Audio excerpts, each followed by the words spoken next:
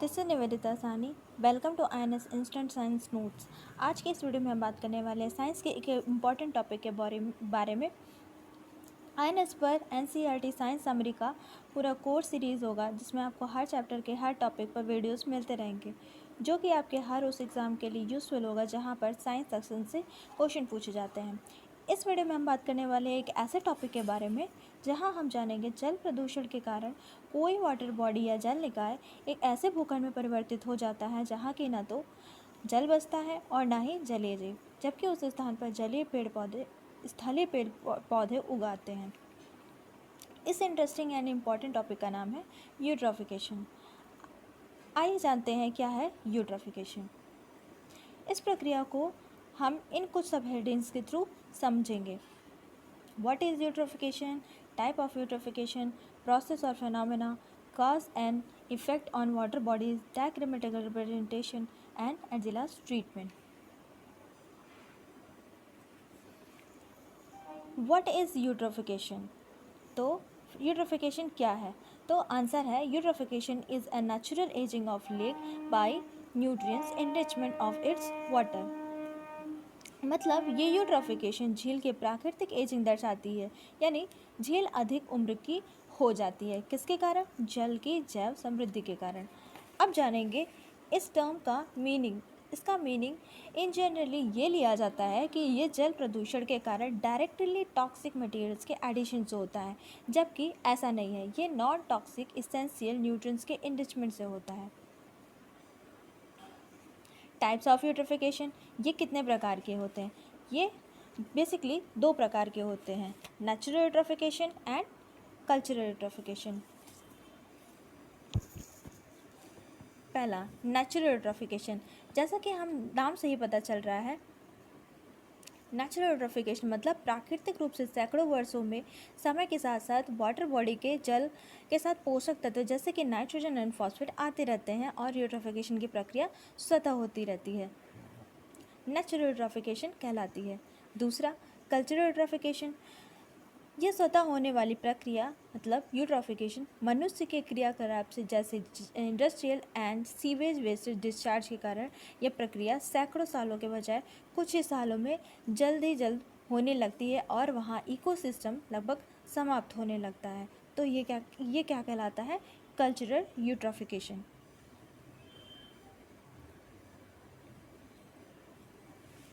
इस पिक्चर के थ्रू हम ये जान सकते हैं अफेक्टेड वाटर बॉडी दिखती कैसी है। यहाँ पे आप देख सकते हैं दोनों ही पिक्चर्स में, जो कि एक पॉन्ड की है और दूसरी सी की, दोनों के ही सरफेस पे आपको ग्रीन कलर की एक लेयर दिखाई दे रही होगी, जो कि एल्गिल लेयर है। एल्गीज की एक लेयर है जिसे हम एल्गल ब्लूम के नाम से जानते हैं।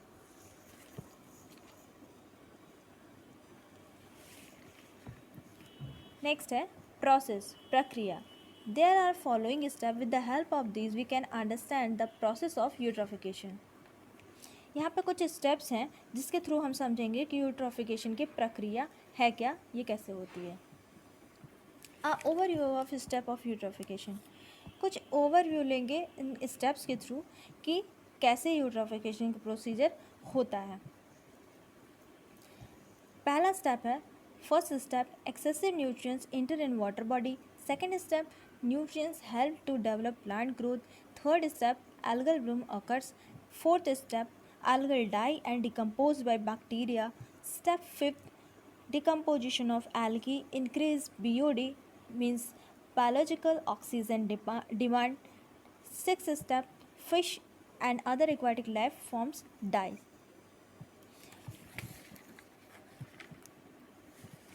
अब इसे हम डिटेल में समझेंगे। In young lake the water is cold and clear, supporting little life with the time, and streams draining into the lake and introduce nutrients. जो यंग लेक होती है वो लिटिल लाइफ सपोर्टिंग होती है और इसमें लेक की बॉटम में न्यूट्रिएंट्स का डिपोजिशन करती रहती है और जो इनकरेज करती है ग्रोथ ऑफ एक्वेटिक ऑर्गेनिज्म के। As the lake fertility increases, जैसे ही लेक की फर्टिलिटी इंक्रीज़ करती है, प्लांट और एनिमल लाइफ जो है वहाँ पे उसके ऑर्गेनिक रिमेन्स जो है वो बढ़ने लगते हैं, क्योंकि जब एनिमल एंड प्लांट्स के बढ़ेंगे, उनकी संख्या बढ़ेगी, तो उनकी मृत्यु के बाद उनके ऑर्गेनिक रिमेन भी बढ़ने लगेंगे और जिनका डिपोजिशन उनके लेक के बॉटम में होना शुरू हो जाता है। इस प्रक्रिया में वाटर बॉडी के 3 जोन्स को आइडेंटिफाइड किया गया है डाइवर्स स्पीसीज ग्रोथ की, किसकी, एल्गीज की।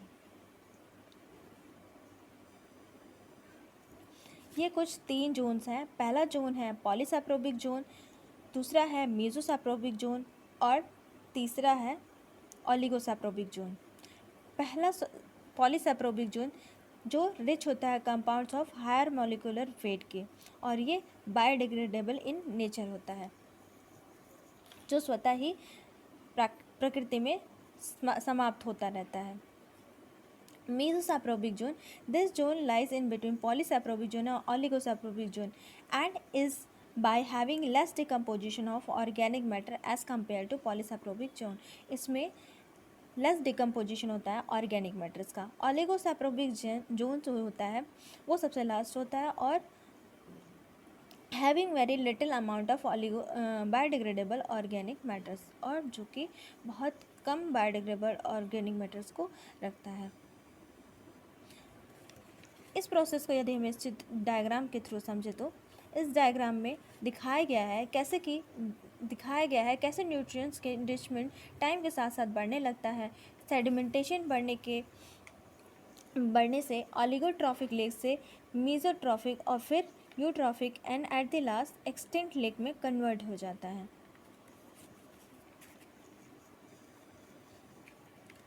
न्यूट्रिशन का इनरिचमेंट होने से सेडिमेंटेशन का टाइम के साथ इनरिचमेंट जो है वो बढ़ने लगता है।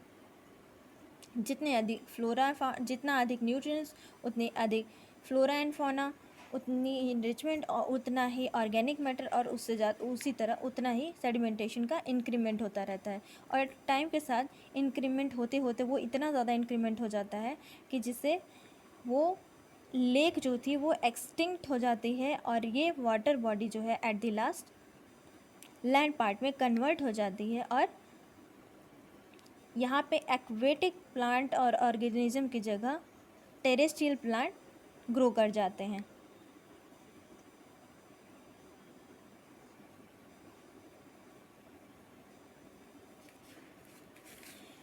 अब जानते हैं कॉजेज ऑफ यूट्रॉफिकेशन, कारण क्या है इसके। Rapid industrialisation and urbanisation with population explosion ultimately increase कर देता है वाटर पॉल्यूशन को।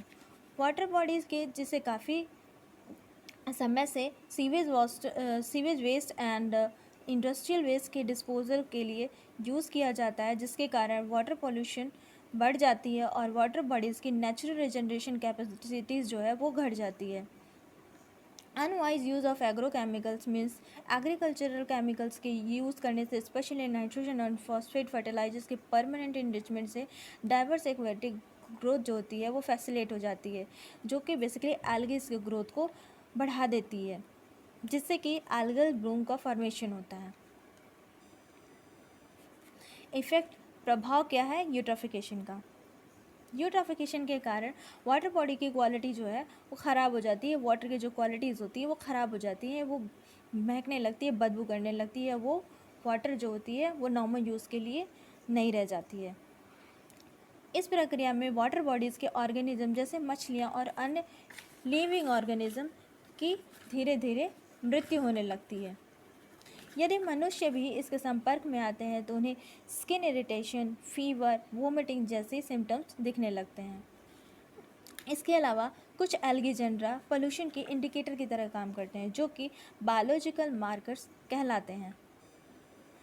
इस पिक्चर में हम देख सकते हैं किस तरह यूट्रॉफिकेशन की प्रक्रिया के कारण एक यूट्रॉफिक लेक में डेड फिशेस तैरती हुई दिखाई देने लगती हैं वाटर बॉडी के सरफेस पर।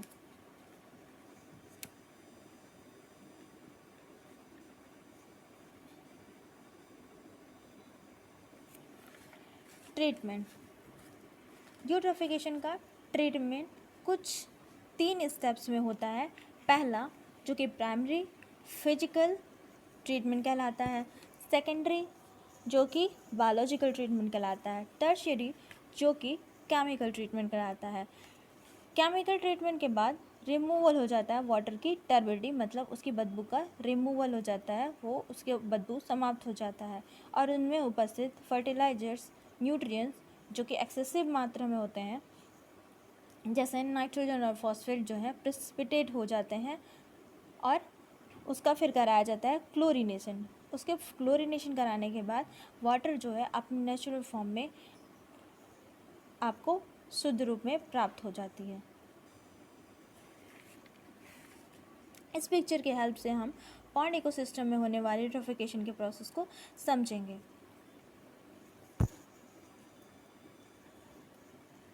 एक्सेसिव न्यूट्रिएंट्स लैंड पार्ट से लेक या रिवर में रेन वाटर के साथ पहुंचता है। इन न्यूट्रिएंट्स के वाटर बॉडी में पहुंचने के साथ ही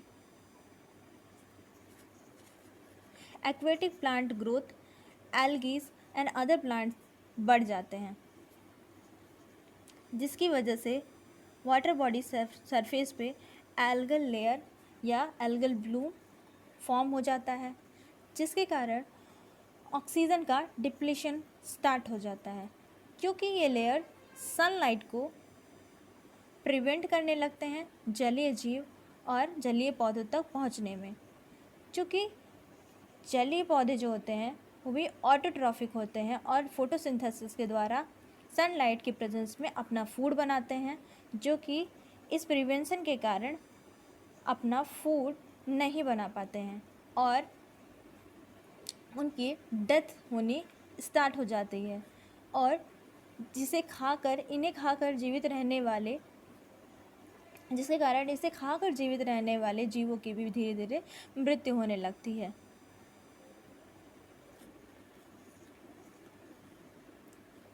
इन डेड प्लांट्स एंड ऑर्गेनिज्म को खाने के लिए या डिकम्पोजिशन के लिए bacteria in dead plants and organism का डिकम्पोजिशन बैक्टीरिया द्वारा किया जाता है, जिसके कारण ऑक्सीजन और अधिक मात्रा में खर्च होने लगती है या कंजम्पशन होने लगता है। And at the last oxygen इस लेवल तक पहुंच जाता है, इस पॉइंट तक पहुंच जाता है जहां पर लाइफ संभव ही नहीं रह पाता। एट द लास्ट इकोसिस्टम भी डेथ हो जाती है, इकोसिस्टम की भी डेथ हो जाती है, इकोसिस्टम समाप्त हो जाता है और पर्टिकुलर बॉडी जो है जो कि वाटर बॉडी इकोसिस्टम थी वो कन्वर्ट हो जाती है लैंड पार्ट में।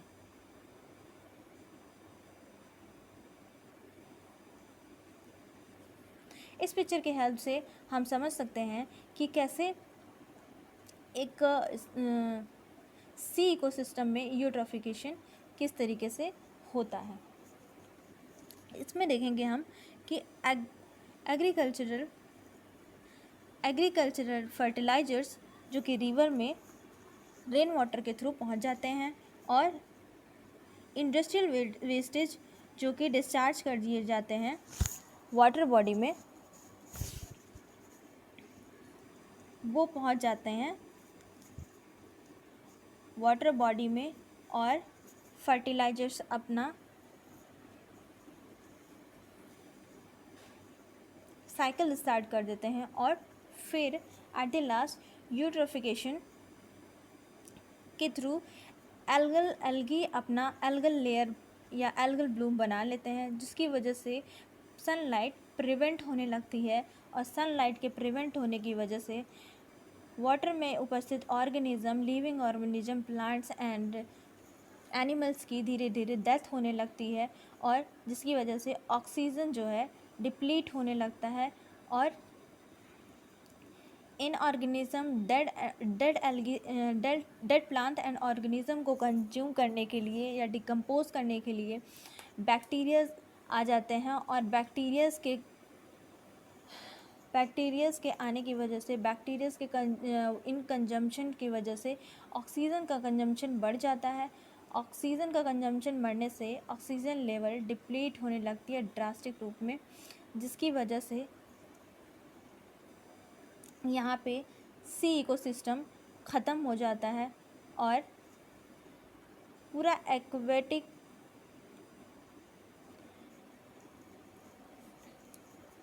जिससे कि वाटर इकोसिस्टम प्रभावित होता है। Water ecosystem eight the last ख़त्म हो जाता है और वो पर्टिकुलर एरिया जो पर्टिकुलर अफेक्टेड एरिया होती है वो वाटर इकोसिस्टम से लैंड पार्ट में कन्वर्ट हो जाती है।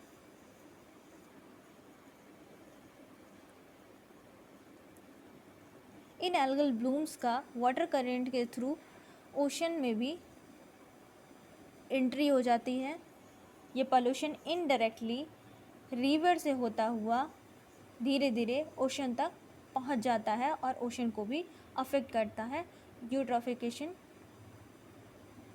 की प्रक्रिया ओशन में भी इसी प्रकार होना शुरू हो जाती है। ये सारा इन्फॉर्मेशन था अबाउट यूट्रॉफिकेशन। यूट्रॉफिकेशन कैसे होता है, क्या इफ़ेक्ट्स हैं। उम्मीद है ये डिस्कशन आपकी अंडरस्टैंडिंग को